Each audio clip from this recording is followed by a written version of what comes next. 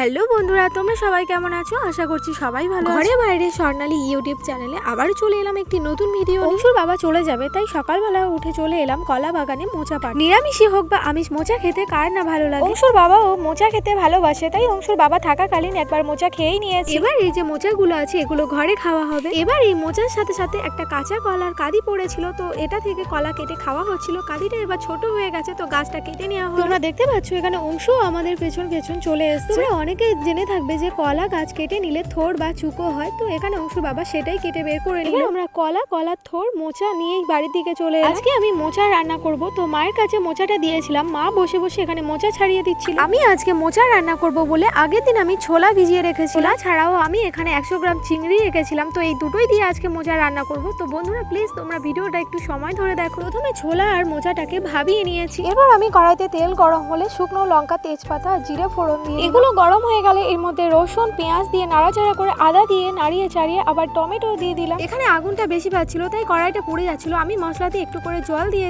কষিয়ে নিচ্ছিলাম। টমেটোর উপর হলুদ গুঁড়ো, লবণ দিয়ে নাড়িয়ে চাড়িয়ে এর মধ্যে যে আলুগুলো কেটে রেখেছিলাম এগুলো দিয়ে দিলাম। আলুগুলো নাড়তে নাড়তে ভালো করে একেবারে মশলার সাথে মিশিয়ে আমি যেরকমই তরকারিতে ঝাল খাবো সেই রকমই কাঁচা লঙ্কা দিয়েছি আর গুঁড়ো লঙ্কাও দিয়েছি। বন্ধুরা তোমরা যে যেমন ভাবে ঝাল খেতে পারো তেমনই দেবে। এবার আমি ভাবানো মোচা আর ছোলাটা এর মধ্যে দিয়ে নাড়াচাড়া করে নিই। চিংড়ি মাছগুলো এর মধ্যে দিয়ে দিলাম, ভালো করে কষিয়ে নিয়ে এবার আমি এখানে অল্প করে জল দিয়ে দিই, চাপা দিয়ে কিছুক্ষণ এটা হতে দেবো। এখানে তরকারির জলটা যখন একদমই চলে গেছে, তো এর মধ্যে এবার একটু চিনি দিয়ে দেবো। তরকারিতে অল্প জল দিয়ে চাপা দেওয়ার জন্য একদমই আলুগুলো সেদ্ধ হয়ে গেছে। আমি এখানে জিরে দিয়েছিলাম শিলে বেটে। জিরে দিয়ে কিছুক্ষণ হওয়ার পরে আমি এখানে গুঁড়ো গরম মশলা দিয়েছি। গরম মশলা দিয়ে তরকারিটা নাড়িয়ে চাড়িয়ে একদমই যখন রেডি হয়ে গেছে, তখন নামাবার আগে একটু ঘি দিয়ে নামিয়ে নিলাম। ঘি দিয়ে তরকারিটা নামাবার পর তরকারি থেকে একটা দারুণ গন্ধ ওঠে। বন্ধুরা আমি এখানে বলছি বলে নয়, তোমরা অবশ্যই করে এইরকমই ভাবে একবার মোচার তরকারি বানিয়ে দাও। এই ভিডিওটা দেখে যদি তোমাদের ভালো লেগে থাকে অবশ্যই করে একটা লাইক দিয়ে ভিডিওটা এখানেই শেষ করলাম। সবাই ভালো থেকো, টাটা।